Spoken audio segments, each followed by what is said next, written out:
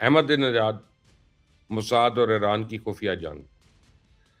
एक ऐसा शख्स जो 8 साल तक दुनिया के सामने खड़ा होकर इजराइल के खिलाफ नारे लगाता रहा। एक ऐसा सदर जिसके दौर में ईरान का जौहरी प्रोग्राम तेजी से आगे बढ़ा। एक ऐसा लीडर जो इजराइल को ईरान का सबसे बड़ा दुश्मन करार देता रहा।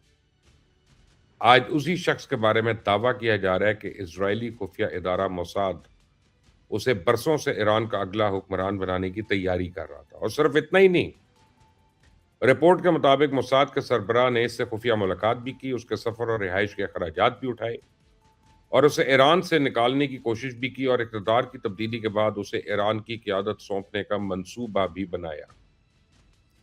अब ये दावा सच है, झूठ है या किसी बहुत ही बड़ी खुफिया जंग का हिस्सा है, ये फैसला आसान नहीं है। लेकिन ये कहानी एक बात ज़रूर समझाती है कि रियासतें सिर्फ सरहदों पे जंग नहीं लड़ती।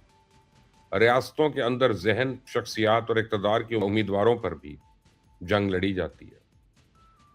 आज की कहानी एक ऐसी ही है, इसे सुनकर एक लम्हे के लिए आप कहेंगे कि भाई ये सियासत है, जासूसी फ़िल्म है या नेटफ्लिक्स की कोई नई सीरीज़ है। क्योंकि इस कहानी में ईरान भी है, इज़राइल भी है, मोसाद भी है, पासदारान इनकलाब भी हैं, हंगरी की एक यूनिवर्सिटी भी है, खुफिया मुलाकात भी और दरमियान में ईरान के साबिक सदर महमूद अहमद निजाद भी हैं। वही महमूद अहमदी निजाद जो 2005 से 2013 तक ईरान के सदर रहे। तो सदारत से पहले वो तेहरान के मेयर भी रह चुके थे। ये वही अहमदी हैं जिनका नाम सुनते ही दुनिया को इनके सख्त बयानात, इजराइल मुखालिफ तकरीरें और ईरान के जौहरी प्रोग्राम का ख्याल आ जाता है। इनके दौरे सदारत में ईरान ने यूरेनियम एनरिचमेंट के प्रोग्राम को तेजी से आगे बढ़ाया और इजराइल के खिलाफ इनका लहजा इंतहाई सख्त रहा। उसी के बारे में ऐसी रिपोर्ट सामने आई है जिसने पूरी कहानी को उल्टा कर रख दिया। ऐसा यू टर्न कि गूगल मैप भी कह दे कि भाई नया रास्ता तलाश किया जा रहा है।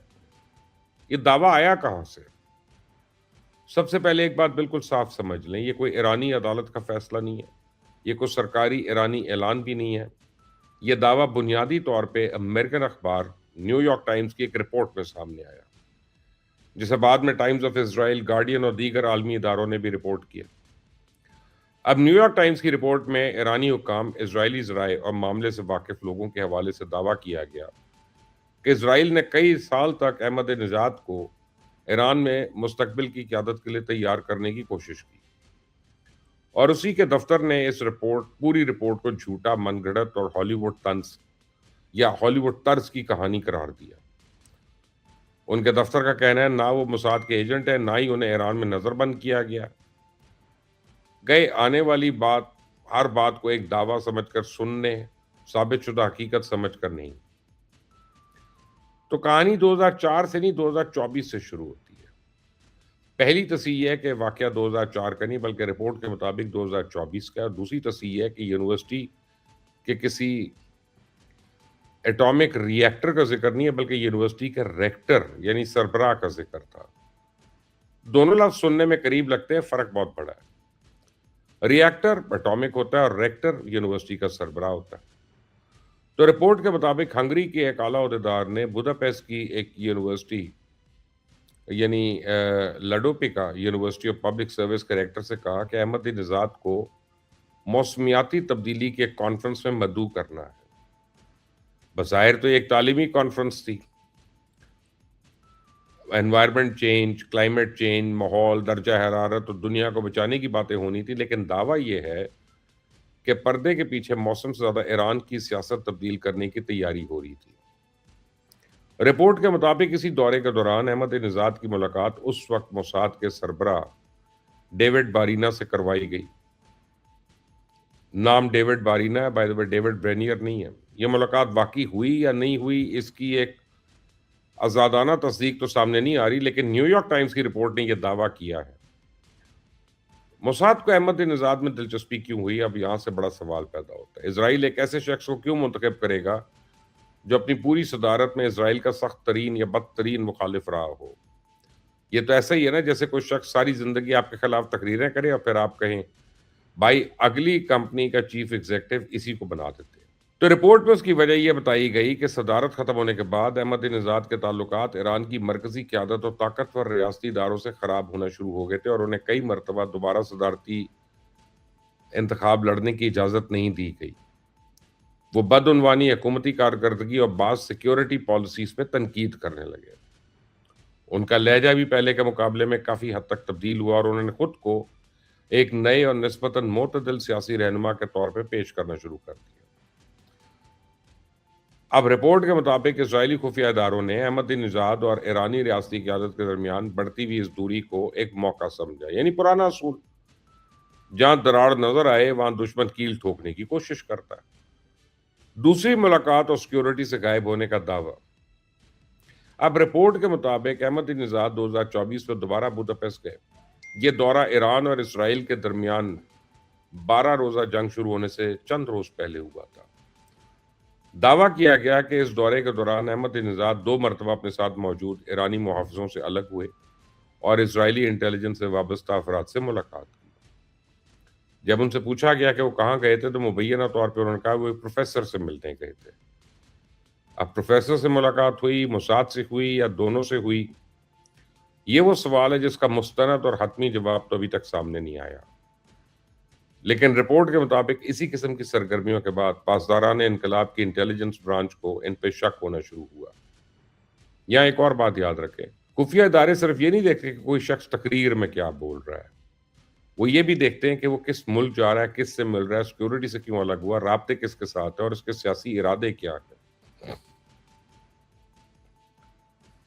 तकरीर में कोई 100 मरतबा मर्ग बर इजराइल कह सकता है, लेकिन खुफिया इदारे नारा नहीं और राब्ते और सरगर्मियां देखते हैं।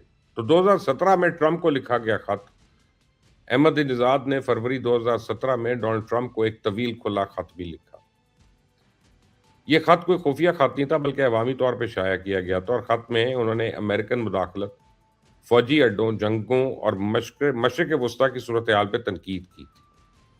उन्होंने ट्रंप की बाज़ बातों से इत्तफाक किया और बाज़ पॉलिसीज़ यानी ख़ुसूसन मुसलमानों पर सफरी पाबंदी, उसकी मुखालफत भी की। अब एक खत लिख देना तो किसी को कोई जासूसी का सबूत नहीं होता। दुनिया भर के सियासी रहनुमा एक दूसरे को खत लिखते हैं, लेकिन न्यूयॉर्क टाइम्स की रिपोर्ट का दावा है कि अहमदीनेजाद के ट्रंप और बाद में सऊदी वली-ए-अहद मोहम्मद बिन सलमान को लिखे गए खतूत ने इजरायली इंटेलिजेंस को शकूक में इजाफा कर दिया। यानी एक खत बजाते खुद जुर्म नहीं था, लेकिन पहले से मौजूद शकूक के साथ उसे भी एक इशारे के तौर पर देखा गया। इंटेलिजेंस एसेट होता क्या है? अब यहाँ पे वो लफ्ज आता है जिसको जरूरी है समझना। इंटेलिजेंस एसेट यानी असासा, सादा अल्फाज में इंटेलिजेंस असासा एक ऐसा शख्स होता है जो खुफिया इदारा मालूमात लेने, फैसलों पर असर डालने, लोगों तक पहुंचने या मुस्तकबिल में किसी बड़े मंसूबे के लिए इस्तेमाल करे। हर इंटेलिजेंस एसेट जो है बाकायदा तनख्वाह लेने वाला जासूस नहीं होता। कभी किसी की सियासी ख्वाहिश इस्तेमाल की जाती है, कि कभी किसी की नाराजगी, कभी पैसा, कभी इक़्तिदार, कभी दुश्मनी, कभी अना और कभी किसी शख्स को यह यकीन दिला दिया जाता है कि असल हीरो तो आप हैं। बस दुनिया ने आपको नहीं पहचाना और यहां से खेल शुरू होता है। खुफिया इदारे किसी शख्स को एक दिन में तो तैयार नहीं कर सकते। बाज़ मंसूबे 5 साल, 10 साल, 20 साल, बल्कि उससे भी ज़्यादा लंबे अरसे चलते हैं। पहले दोस्ती होती है, फिर एतमाद बनाया जाता है, फिर छोटे-छोटे काम दिए जाते हैं, फिर राब्ते मज़बूत होते हैं और आखिर में वो शख्स खुद भी नहीं समझ पाता कि अपनी मर्ज़ी से चल रहा है या किसी और बनाए हुए रास्तों पर। तो 2026 की जंग और मुबैना रेस्क्यू ऑपरेशन, न्यूयॉर्क टाइम्स की रिपोर्ट में सबसे हैरानकुन दावा फरवरी 2026 के वाक़यात से मुतल्लिक किया गया। रिपोर्ट के मुताबिक जब अमेरिका और इजराइल ने ईरान पे हमले शुरू किए, तो अहमदीनेजाद की रिहायशी कंपाउंड के करीब मौजूद इनके मुहाफिजों और बख्तरबंद गाड़ी को निशाना बनाया गया। इब्तदा में तो यही समझा गया कि शायद अहमदीनेजाद को कत्ल करने की कोशिश की गई है, लेकिन रिपोर्ट ने दावा किया कि असल मकसद उनको ईरानी निगरानी से आज़ाद करवाना था।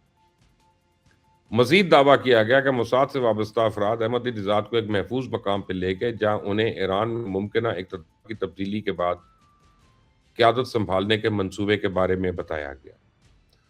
ताहम रिपोर्ट के मुताबिक वो भाई साहब इस मंसूबे से मुतमईन नहीं थे और उनको इस महफूज मकाम से निकल गए। उसके बाद ईरानी इदारों ने मुबैना तौर पर उनको दोबारा अपनी निगरानी में ले लिया।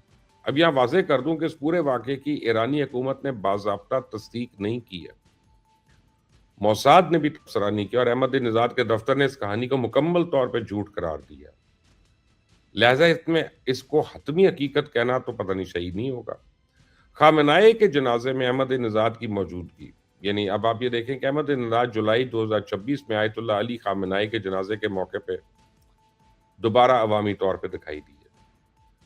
ये जंग शुरू होने के बाद इनकी पहली बड़ी अवामी मौजूदगी बताई गई। वो मास्क और भारी लिबास में दिखाई दिए और इनके इर्द-गिर्द सिक्योरिटी एहलकार मौजूद थे। न्यूयॉर्क टाइम्स की रिपोर्ट के मुताबिक ख्याल किया जा रहा है कि वो पासदारान इनकलाब की निगरानी में है।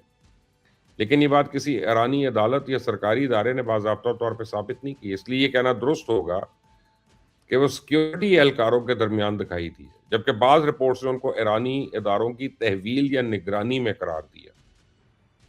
अब ये कहना कि वो यकीनी तौर पे गिरफ्तार थे, हथकड़ी में थे या अदालत ने उन्हें जासूस करार दे दिया था, अभी दुरुस्त नहीं है। ईरान के हक में असल बात क्या बनती है? अब बाज़ लोग कहेंगे कि अगर ये रिपोर्ट सच है तो ईरान के लिए शर्मिंदगी की बात है। मैं कहता हूँ नहीं। अगर ये मंसूबा वाक़ई मौजूद था और ईरानी इदारों ने इसको पकड़ लिया तो ये ईरान की कमज़ोरी नहीं, बल्कि ईरान के सिक्योरिटी निज़ाम के ताकत की अलामत